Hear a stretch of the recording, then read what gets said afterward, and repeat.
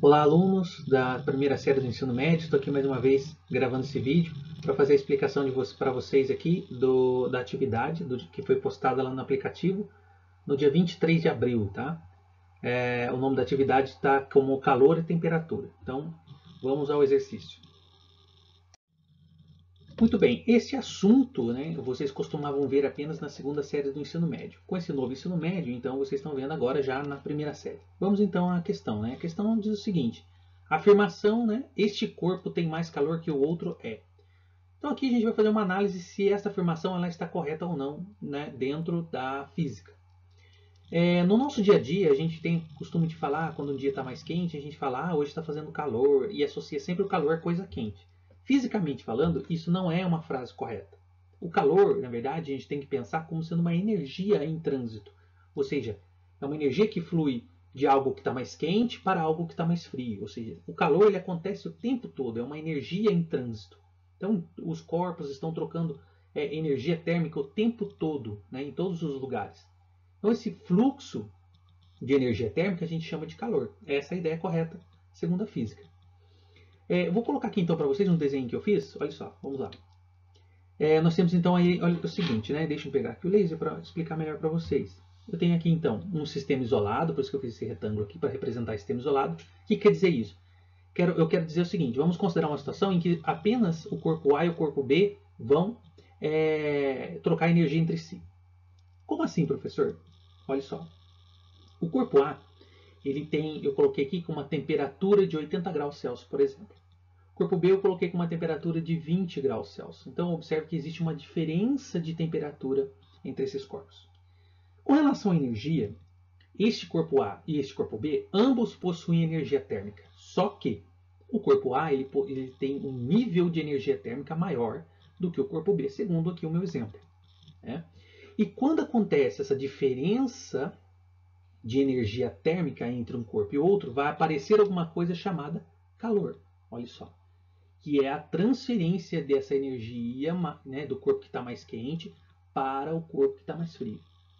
E essa questão do quente e do frio, né, essa questão da temperatura, ela está associada ao grau de agitação das moléculas desses corpos. Ou seja, eu quero dizer então o seguinte, que quanto maior a temperatura, maior o grau de agitação dessas moléculas. Ou seja, o corpo A ele possui um grau de agitação maior das moléculas. Por isso que eu digo que a energia térmica de A está num nível maior que do corpo B, porque o corpo B possui um grau de agitação menor de suas moléculas.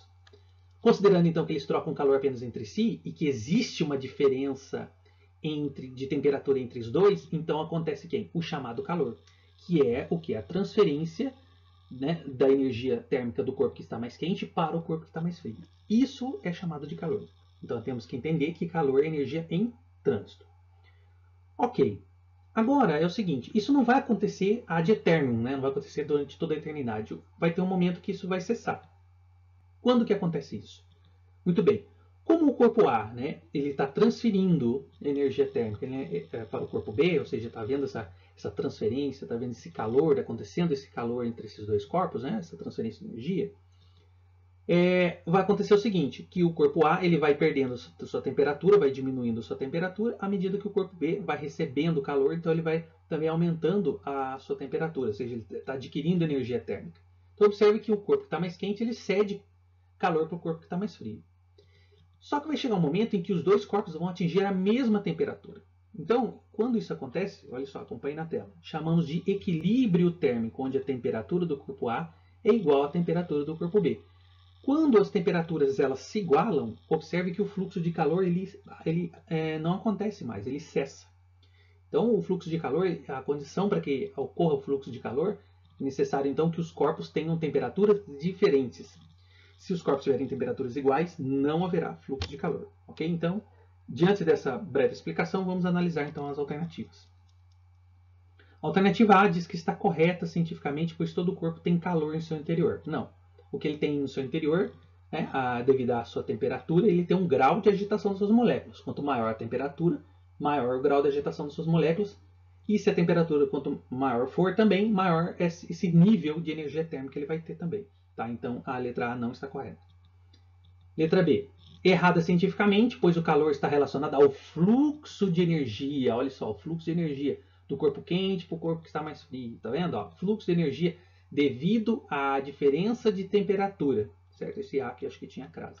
Devido à diferença de temperatura entre esses dois corpos. Essa alternativa é a correta, vamos já assinalar aqui, né? Vamos ler as demais. Correta cientificamente, pois o calor é um fluido que preenche os corpos. Não. Se vocês olharem um pouquinho da história, né, lerem um pouquinho da história do estudo do calor, antigamente acreditava-se nessa questão aqui do fluido, tá?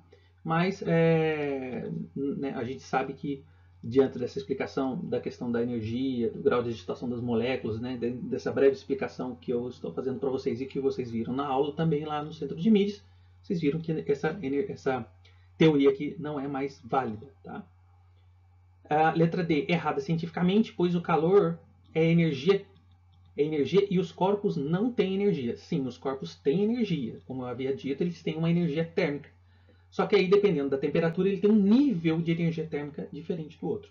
E esse nível de energia térmica está associado ao grau de agitação das moléculas desse corpo. Então, a alternativa B é a correta. Eu espero que eu tenha ajudado vocês.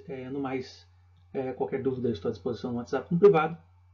E no mais, agradeço a atenção de todos. Valeu, muito obrigado. Tchau, tchau.